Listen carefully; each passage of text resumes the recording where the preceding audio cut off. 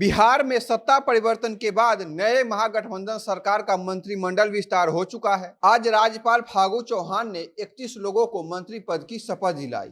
इस नए मंत्रिमंडल में कई ऐसे मंत्री हैं जिनके खिलाफ एक दो नहीं बल्कि दर्जनों आपराधिक मामले दर्ज हैं और उन मामले में वे सारे मंत्री आज जमानत पर बाहर है। नीतीश कुमार के नए कैबिनेट में शामिल उन सारे दागी मंत्रियों के बारे में हम आपको बताएंगे जिनका इतिहास अपराध से भरा रहा है।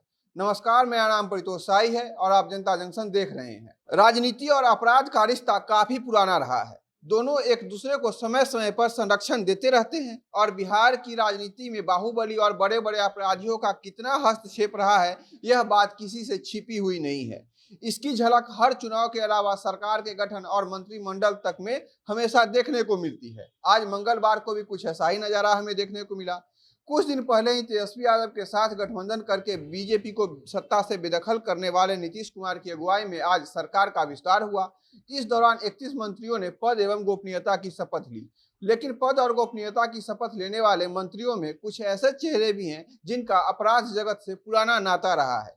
इस लिस्ट में सबसे पहला नाम आता है जमा खान का, जो जदयू कोटे से मंत्री बने हैं और चैनपुर से अभी विधायक है। जमा खान की छवि बिहार और उत्तर प्रदेश बॉर्डर से सटे इलाकों में दबंग नेता के रूप में होती है।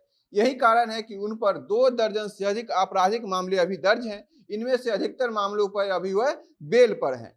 इन सभी आपराधिक मामलों का जिक्र जमा खान ने चुनाव के दौरान अपने हलफनामे में भी किया था। जमा खान पर हत्या के प्रयास, हिंसा भड़काने समेत दर्जन भर से ज्यादा मुकदमे दर्ज हैं।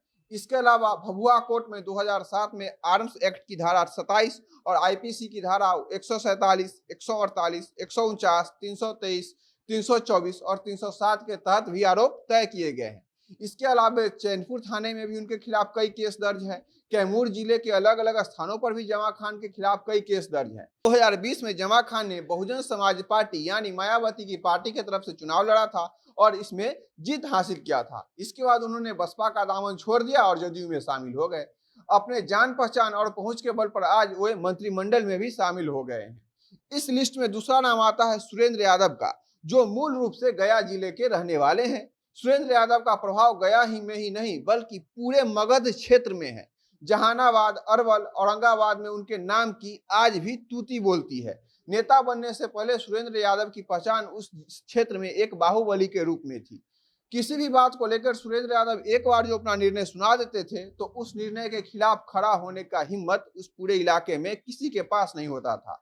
सुरेंद्र यादव पहले लालू यादव के बेहद करीबी माने जाते थे, लेकिन वे अब उनके बेटे और बिहार के उप मुख्यमंत्री तेजस्वी यादव के बेहद करीबी हैं। इलाके में उनका वर्चस्व कितना है, इस बात का अंदाज आप इस बात से लगा सकते हैं कि पिछले 30 साल से वह लगातार बेलागंज विधानसभा से विधायक बनते आ रहे हैं। इस इलाके से 2 बार जनता दल के टिकट पर और 5 बार आरजेडी के टिकट पर चुनकर आ चुके हैं।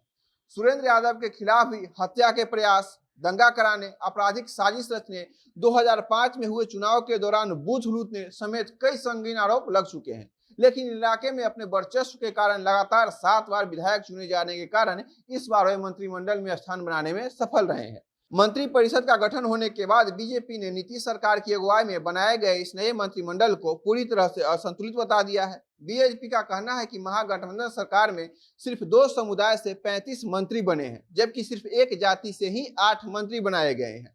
तेली और कानू समाज से कोई मंत्री नहीं बनाया गया है। साथ ही काने कुब्ज और मैथिली ब्राह्मण का भी इस मंत्रिमंडल में अनदेखी किया गया है।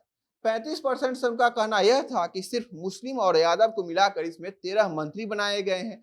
इससे उनकी तुष्टीकरण वाली मानसिकता का पता चलता है। साथ ही तेजस्वी यादव पर हमला बोलते हुए बीजेपी ने कहा कि डिप्टी सीएम ने इस मंत्रिमंडल के माध्यम से यह साफ संदेश दे दिया है कि आने वाले दिनों में फिर से जंगल राज कायम हो जाएगा और समाज के एक दूसरे तबके का सुनने वाला कोई नहीं होगा। आने वाले समय में यह सरकार जन आकांक्षाओं पर कितनी खड़ी हो पाती है, यह देखने वाली बात होगी। बाकी सुरेंद्र यादव और जमा खान के मंत्रिमंडल में शामिल होने पर आप क्या सोचते हैं, हमें कमेंट बॉक्स में जरूर बताइएगा। बाकी खबरों के लिए देखते रहिए जनता जंक्शन। कैमरे के पीछे हमारे सहयोगी हैं पीयूष। बहुत बहुत धन्यवाद।